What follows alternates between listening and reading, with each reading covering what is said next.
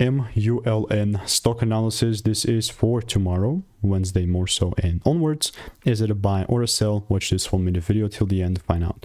So this thing is melting. It is absolutely being cooked. People are telling all in tomorrow, you know, it is gonna come.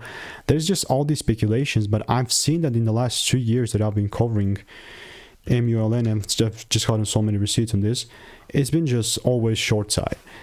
Always short side, and I'm yet to see this thing go up. I mean, since then, this definitely is like 99.99% down since first time I started talking about this, but I'm yet to see this thing really do anything. Again, I'm not trying to be like that like pessimistic guy, but it's just the truth, you know. Unless there's a big catalyst, I'm not moving from this bearish side view. It's not financial advice, but yeah, it's just my 2 cents on this. If you want to make more money trading in a simple and lean way, click that first link in the description. That's free sauce, and I will be seeing you in the next one. Goodbye and enjoy.